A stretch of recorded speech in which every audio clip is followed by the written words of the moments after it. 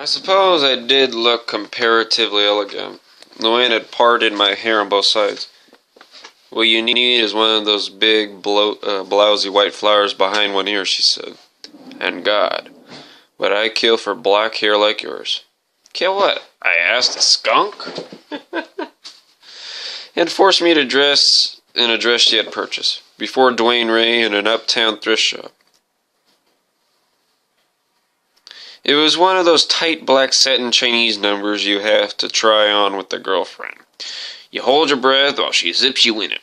I only agreed to wear it because I thought sharing her clothes might shut her up about being a Sherman tank, and because it fit. But Esperanza was the only one who truly looked exquisite.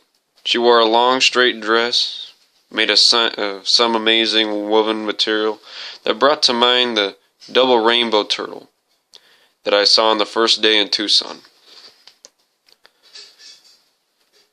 Twice as many colors as you ever knew existed. Is this from Guatemala? I asked. She nodded. She looked most happy. Sometimes I get homesick for Pittman as a stick in a mud fence. I said, a person would just have to ache for a place where they make things as beautiful as this. Poor Luann was on the phone with Miss Parsons for the fourth time in 10 minutes, and apparently still hadn't gotten it straight, because Miss Parsons and Edna walked in the front door with the TV just as Luann ran out the back to get it. One of the women led the way, and the other, who appeared to be the older of the two, carried the set by its handle, staggering a little bit with the weight, like a woman with an overloaded purse. I rushed to take it from her, and she seemed a little startled when the weight came up out of her hands. Oh my, I thought I sprouted wings, she said. She told me she was Edna Poppy. I liked her looks. She had bobbles, snowy hair, and sturdy, wiry arms, and she was dressed entirely in red, all the way down to her perky, patent leather shoes. Pleased to meet you, I said. I love your outfit. Red's my color. Mine too, she said. Miss Parsons had on a churchy-looking dress and a small white flat hat, with a dusty velveteen bow. She didn't seem too friendly, but of course we were all dashing around trying to get set up. I didn't even know what channel we were looking for until Maddie's face loomed up strangely in black and white. Signatory to the United Nations something on human rights, Maddie was saying, and that means we have a legal obligation to take in people whose lives are in danger. A man with a microphone clipped to his tie asked her, what about legal means? And something about asylum. They were standing against a brick building with short palm trees in front. Maddie said that out of some odd 1,000 Guatemalans and Salvadorans who had applied for this, only 0.5% of them had been granted it. And those were mainly relatives of dictators, not the people running for their lives.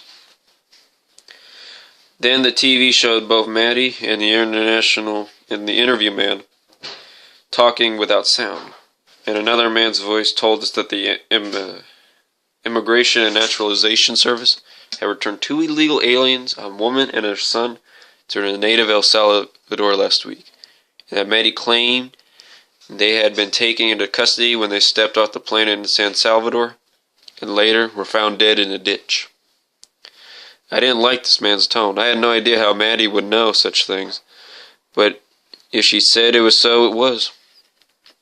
But it's all garbled anyhow. Miss Parsons had been talking the whole time about not being able to sit in a certain type of chair, or her back would go out, and Luann flew in the back door and called out, darn it, they're not home. Oh. Miss Parsons made a little sniffing noise. We're here, if you want to know. What program did you want to see? Edna asked. I hope we haven't spoiled it by coming late. That was it, we just saw it, I said. Though it seemed ridiculous. 30 seconds and it was all over. She's a friend of ours, I explained. All I could make out was some kind of trouble with illegal aliens and dope peddlers, said Miss Parsons. Dear, I need a pillow for the small of my back, or I won't be able to get out of bed tomorrow. Your cat has just made dirt in the other room. I went for a cushion and Luann rushed to put the cat out. Esteban and Esperanza, I realized, had been sitting together on the ottoman the whole time. more or less on the fringe of all the commotion. I said, "I'd like you to meet my friends." "Stephen," Esteban said, "and this is my wife, Hope." This was a new one on me. "Pleased to make your acquaintance," Etta said. Mrs. Parsons said, and is this naked creature one of theirs?" "She looks like a little wild Indian." She was talking about Turtle, who was not naked, although she didn't exactly have a shirt on.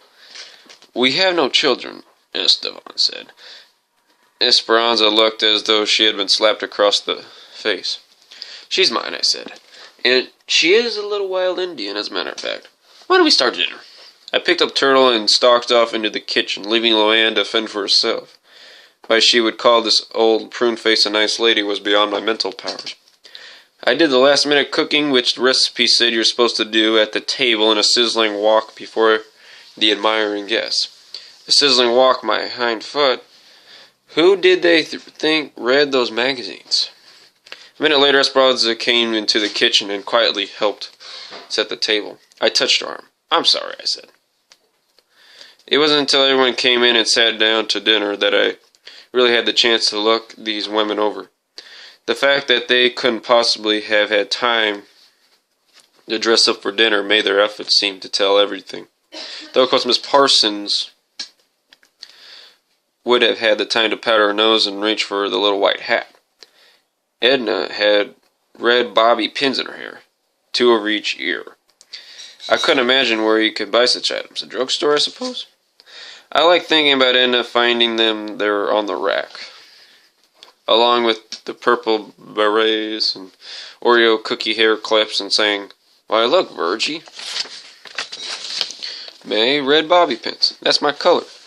Virgie May would be the type to sail past the douche aisle with her nose in the air and lecture the boy at the register for selling condoms. Esteban produced a package, which turned out to be chopsticks. There were 20 or so of them wrapped together in crackly cellophane, with black Chinese letters down one side. "A gift for the dishwasher," he said, handing each of us a pair of sticks. "Use them once, then throw them away." I couldn't think of how he knew we were going to have Chinese food. But then I remembered running into him a day or two ago in Leasing Market, where we discussed a product called Whittier's. The recipe called for them, but I had my principles. "The dishwasher thanks you," I said. I noticed Luann whisking a pair out of Dwayne Ray's reach, and I could hear the words "put his eye out" as plainly as if she said them aloud. Dwayne Ray started squalling, and Luann excused herself to go put him to bed. "What is this, eating sticks?" Edna ran her fingers along the thin shafts. "It sounds like a great adventure, but I'll just stick to what I know, if you don't mind." "Thank you all the same."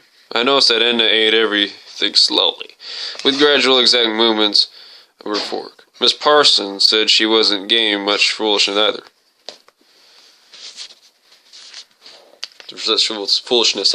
"I never said it was foolishness," Edna said. The rest of it gave it a try, spearing pieces of chicken and looping green ring peppers and chasing the rice around our plates. Even Esperanza tried. Esteban said we were being too aggressive. "They were held like this," he demonstrated, holding them like pencils in one hand and clicking ends together. I loved his way of saying, "It is," and "they are." Turtle was watching me, imitating. "Don't look at me, I'm not the expert." I pointed to Esteban. Luann came back to the table. "Where'd you learn how to do that?" she asked Esteban. "Ah," he said, "this is why I like chopsticks. I work in a Chinese restaurant. I'm the dishwasher." "I didn't know that." "How long have you worked there?" I asked, realizing that I had no business thinking I knew everything about Esteban. His whole life, really, was a mystery to me. "1 month," he said. "I worked with a very kind family who spoke only Chinese. Only the 5-year-old daughter speaks English. The father has her explain to me what I must do. Fortunately, she is very patient." Miss Parsons muttered that she thought this was a disgrace. "Before you know it, the whole world will be here gibbering and jabbering till we don't know what's America." "Virgie, mind your manners." Edna said. Well, it's the truth. They ought to stay put in their own dirt. Not come here taking up jobs. Virgie, Edna said. I felt like I sat on a bee. If Mama hadn't brought me up to do better, I think I would have told that old snake to put down her fork and get her backside out the door. I wanted to scream at her. This man you're looking at is an English teacher. He did not come here so he could wash egg foo young off plates and take orders from a 5-year-old. But Esteban didn't seem perturbed, and I realized he must hear this kind of thing every day in his life. I wondered how he could stay so calm. I would have murdered somebody by now, I thought.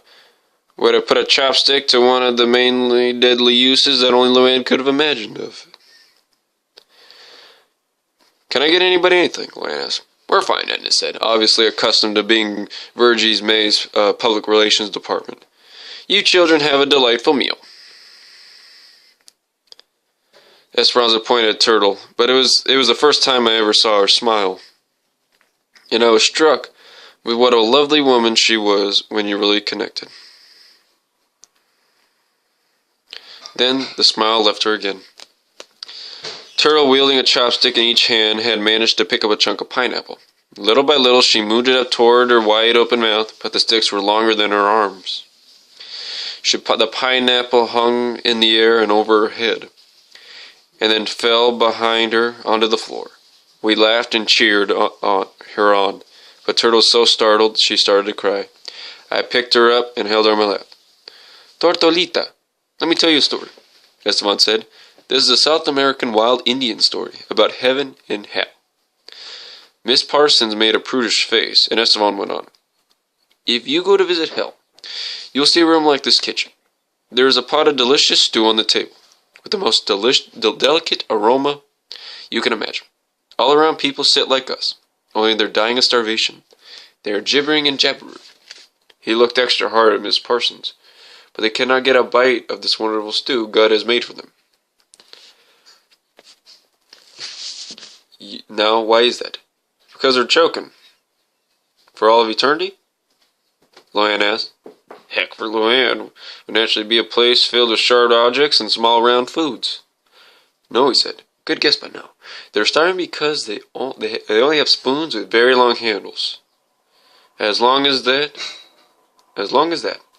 He pointed to the mop, which I had forgotten to put away. With these ridiculously terrible spoons, the people in hell can reach into the pot, but they cannot put the food in their mouths. Oh, how hungry they are. Oh, how they swear and curse each other out, he said, looking again at Virgie. He was enjoying this. Now he went on. You can go to visit heaven. What? You see, just the same room, just like the first one. The same table, the same pot of stew, the same spoons, as long as a sponge mop. But these people are happy and fat. Real fat. Or you just mean well-fed, Luann said. Just well-fed, he said. Perfectly, magnificently well-fed and happy. Very happy. What do you think? He pinched up a chunk of pineapple in his chopsticks, neat as you please, and reached all the way across the table to offer it to Turtle. She took it like a newborn bird.